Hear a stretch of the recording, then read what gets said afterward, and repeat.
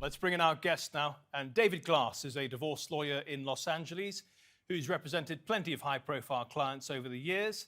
On the other side of the country in New York, we have Vinu Varghese, a former state prosecutor who's been keeping an eye on all things Epstein for us. And we're also joined by Dr. Daniel Jolly, who's in Newcastle in England, who's been writing about the psychology of conspiracy theories. Well, welcome all of you to the Nexus. David, I'd like to start with you. Sure. As far as we understand it, it was Melinda who filed for divorce, but no reason was given by the couple other than the relationship had irretrievably broken down. Is that what we're to understand? That's correct. She was the filing party, but Bill Gates signed on to it. It's called a joint petition in Washington state, where both parties together asked to be divorced and asked for the fast track to getting their divorce approved. And they have already a separation agreement which they've worked out. And I'm just wondering, what does that cover? Who gets what? Is that specified? That information has not been specified and likely will not be specified. Most high-profile couples will do a confidential agreement deciding who gets what and who gets what shares of what stock, and they keep that private, and then they only provide these sort of bland, vanilla documents to the court system. And because they're filing in Washington state, there are laws governing divorce about who gets what, and it's very down the line, isn't it? It is and it isn't. Right. Washington state follows community property law, which says all assets accumulated during the marriage get split 50-50. So that's straight down the line. The problem is, in this case, he owned and had created Microsoft prior to the marriage, but during the marriage, he used his community property efforts to build the company. So there are two aspects: what the company was worth when they got married and how much value he added to it during the marriage.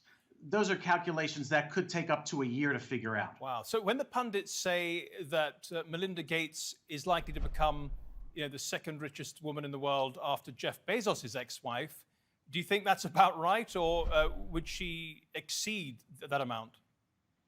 It sounds about right. She's probably entitled to less than 50% of the entire estate, but because these two couples have been so public about giving away the majority of their estate, I'm assuming that they're going to come close to 50-50 in dividing the assets and giving them each half the assets to give away as they choose. Okay, now we know that the Wall Street Journal is now reporting that Melinda was talking to divorce lawyers since 2019. Are you aware of those reports? Does that ring true for you? It does make sense, because an estate that's this big, of $120 billion, it's going to take some significant time to tease that apart and decide who gets what.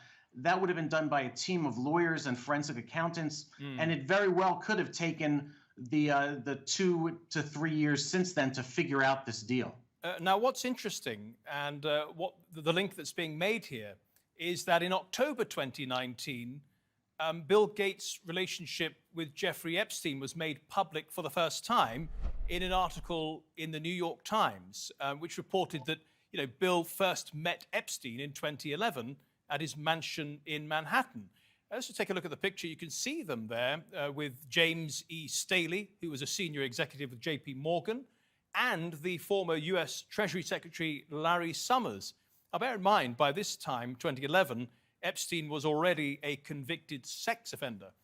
The New York Times reports that they met at least 3 times at Epstein's Manhattan residence, and at least once he stayed well into the night, according to their sources. Gates is also known to have flown on Epstein's private jet from Teterboro Airport in New Jersey to Palm Beach, Florida. Now, about a month after that newspaper article came out, Bill Gates explained in an interview why he had all those meetings with Epstein, and he said it was all in a good cause. I made a mistaken judgment that I thought that those discussions would lead literally to billions of dollars going to global health. Turned out that was a bad judgment. That was a mirage. None of that money ever appeared. And I gave him some benefit by the association. So I made a doubly wrong mistake there. Vinu, as a former New York state prosecutor, you've been watching the whole Epstein saga, which has played out in your city for years now. How was Epstein able to draw Bill Gates into his orbit?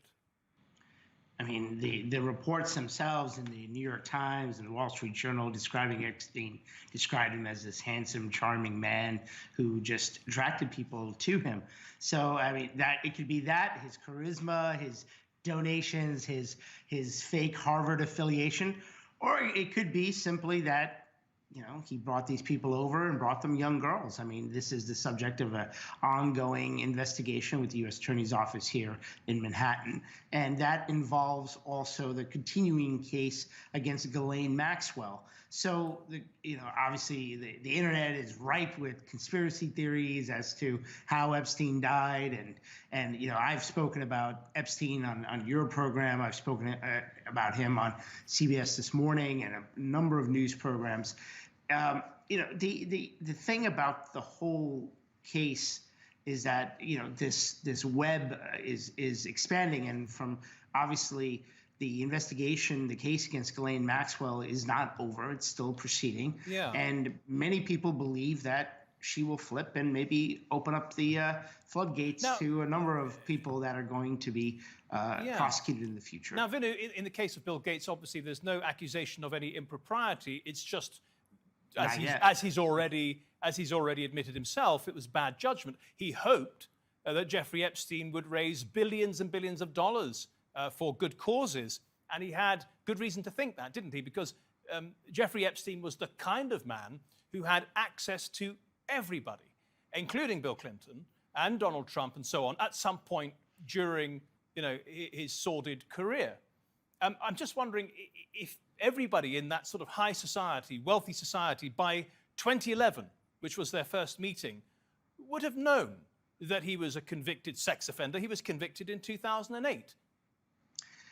Look, a lot of this, the question is, or it appears that a number of them may not have known. Some of them did know and didn't really care.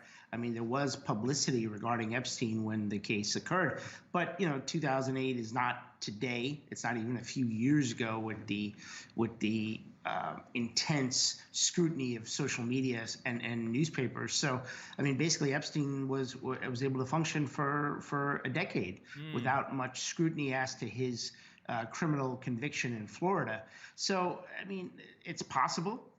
They may have known. It's possible they have known. I wouldn't put money on either way.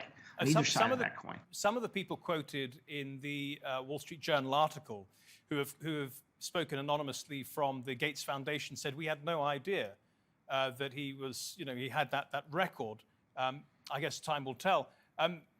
But Gates did admit by associating with him, he inadvertently raised Epstein's profile. And that's true, isn't it? I mean, that was Epstein's MO the whole time, to use the rich and powerful as stepping stones to more rich and powerful people. I mean, I don't know if it was Gates, certainly not Gates alone. I mean, everyone Epstein, was friendly with, raised his profile. I mean, from Bill Clinton to Donald Trump to, the Treasury Secretary to J.P. Morgan. I mean, that photo. I mean, it's astounding. And so I really think this is Bill Gates trying to do damage control and not affect his public reputation and coming out and saying, I apologize for something I didn't do, right? Because if Gates didn't know and he wasn't aware of this, then he shouldn't be apologizing. And, what's the error in judgment if he wasn't aware? I mean, you can't blame him for not being aware, because it's not, I don't think necessarily you're going to do a criminal background check on somebody who's going to give you money. I mean, maybe today you will, but I think at the time, 2008, it's probably unlikely, or 2011. David, let's look at the timing of Melinda and how she started to, according to the newspapers, started to consult with lawyers in 2019. So is the timing about right? If the New York Times article came out exposing their relationship in October 2019, does that sound about right, that Melinda might have started consulting lawyers towards the end of 2019, having seen this article out in the public? It does make sense. Oftentimes in marriages, there's a last straw, something that happens that pushes one of the parties over the edge and says, that's it, I've had enough, now it's time for me to get out. And given the public persona that both Bill and Melinda were trying to provide to the public of having this foundation, the largest charitable foundation in the United States, all the good they were doing, this very well could have been the last straw and would lead her to consult with attorneys who could then start putting together the package. Is that the kind of information that could give leverage to one party or the other in negotiations? Probably not. Again, Washington State is a community property state. It's a no-fault state. It doesn't matter who's asking for the divorce, who did what to whom, whether anyone did anything wrong to each other or to them as a couple. If you want a divorce in a no-fault state, you ask for it, you wait for a waiting period, and you get it.